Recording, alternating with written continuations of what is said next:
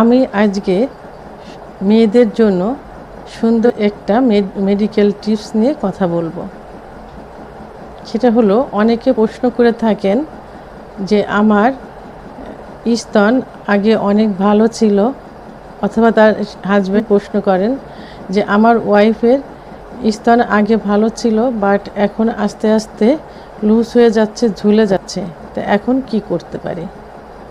তো আমাদের আগে জানতে হবে যে স্তনের ভিতরে কি থাকে।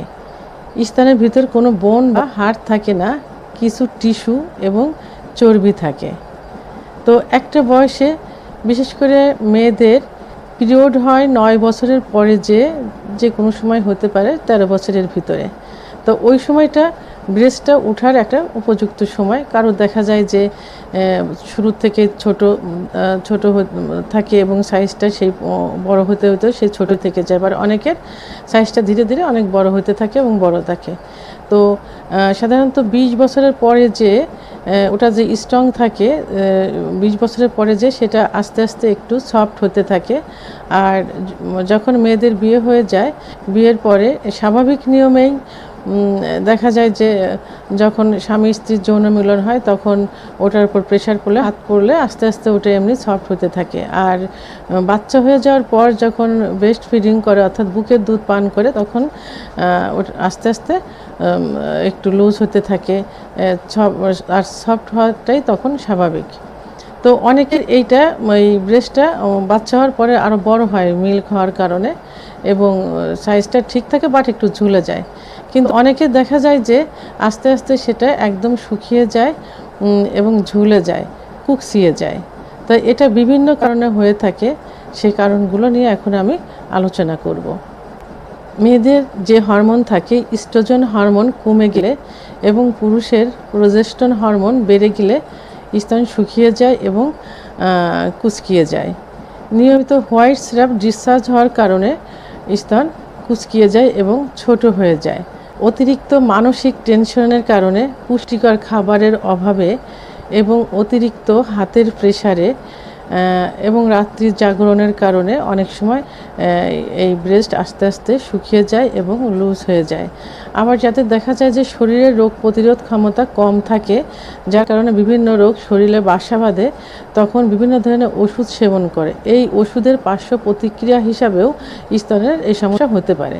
এর জন্য পার্শ্ব প্রতিক্রিয়া মুক্ত কিছু হোমিওপ্যাথি ওষুধ আছে। আমি আজকে তার ভিতর মাত্র 2টা ওষুধ নিয়ে কথা বলবো। 1 নম্বর, শেবাল শেরুলটা মাদার টিংচার।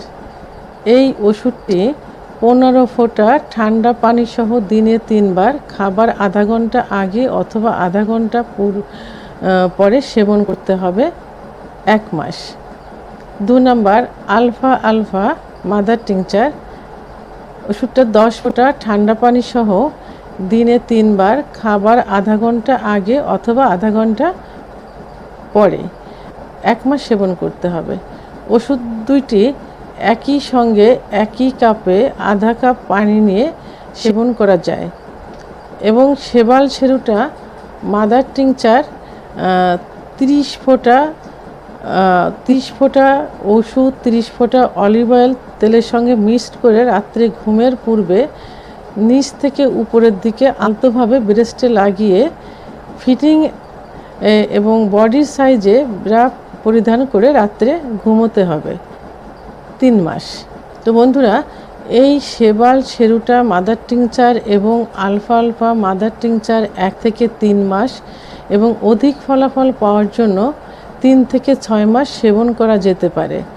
আর একই ওষুধ, অর্থাৎ শেবাল শেরুটা মাদার টিংচার 1 থেকে 3 মাস, ঊর্ধ্বে 6 মাস এবং নিয়মিত ব্যবহার করলে অবশ্যই আগের মতো না হলেও অনেকটা স্তন টাইট হবে, বড় হবে এবং সবসময় ঠিক থাকবে।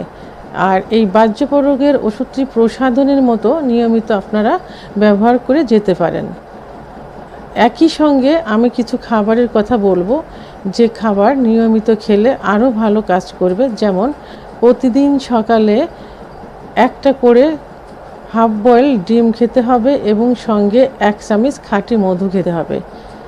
দুপুরে যে কোনো ডাউল 1 কাপ পরিমাণ খেতে হবে, দুপুরে খাবারের সঙ্গে।